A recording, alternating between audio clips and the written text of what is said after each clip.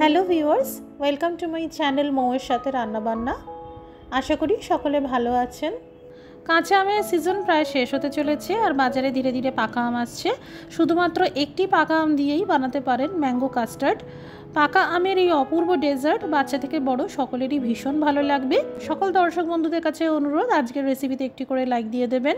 আর যারা প্রথমবার আমাদের চ্যানেলে এসেছেন, সাবস্ক্রাইব করে বেল নোটিফিকেশনটা অন করে নেবেন। এখানে দুটো পাকা আম নিয়েছি।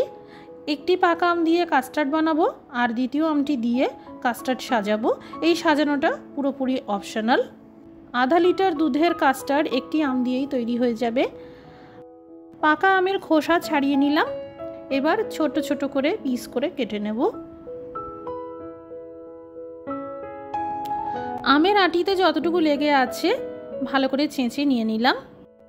আর অবশ্যই আমের আটিটা ফেলে দিতে হবে। এবার মিক্সার জারে এই আমের পাল্প দিয়ে দিলাম, ভালো করে পেস্ট করে নেব। আমের পাল্প পেস্ট হয়ে গেল। দিয়ে দিলাম আধা লিটার দুধ। যদি আপনারা 1 লিটার দুধের করেন তাহলে 2টি আমের দরকার পড়বে। প্রথমে দুধ ফুটিয়ে ভালো করে গরম করে নিতে হবে। দুধ যখন হালকা গরম হয়ে আসবে দিয়ে দেব স্বাদ অনুসারে চিনি। আমি 35 গ্রাম চিনি দিলাম, তবে আপনারা নিজেদের স্বাদ অনুসারে চিনি দেবেন। চিনি দেওয়ার পর আরও 5 থেকে 10 মিনিট ফুটিয়ে নিতে হবে। এদিকে একটি পাত্রে 2 চা চামচ কাস্টার্ড পাউডার দিয়ে দিলাম আর 4 চা চামচ দুধ দিয়ে ভালো করে মিশিয়ে নিলাম। দুধ যখন ঘন হতে শুরু করবে তখন গ্যাসের আঁচটা কমিয়ে দিয়ে এই কাস্টার্ড পাউডার মেশানো দুধ দিয়ে দিতে হবে আর খুব ভালো করে মিশিয়ে নিতে হবে। খেয়াল রাখতে হবে যাতে কোনো রকম লাম্পস মানে দলা তৈরি না হয়। বেশ কিছুক্ষণ পর দেখবেন কাস্টার্ড পাউডার মেশানোর জন্য দুধ ঘন হয়ে আসছে। এই দেখুন, এর থেকে বেশি আর ঘন করব না, কারণ কাস্টার্ড যত ঠান্ডা হবে আরও টেনে ঘন হয়ে যাবে। এবার আঁচটা বন্ধ করে দিলাম।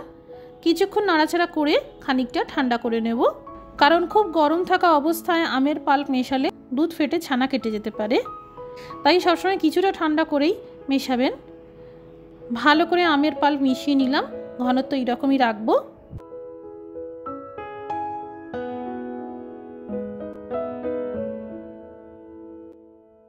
এবার সাজানোর জন্য কেটে রাখা আমের পিসগুলো দিয়ে দিলাম আর কয়েকটা চেরি দিয়ে দিলাম। এই চেরি পুরোপুরি অপশনাল, আপনারা ইচ্ছে মতন আর সাধ্য মতন যেভাবে খুশি সাজাতে পারেন। তৈরি হয়ে গেল ম্যাঙ্গো কাস্টার্ড। পাকা আমের এই সুস্বাদু ডেজার্টটি ফ্রিজে 1 ঘন্টা রেখে দেবেন, তারপর সার্ভ করবেন। দেখবেন খেতে আরও ভালো লাগবে।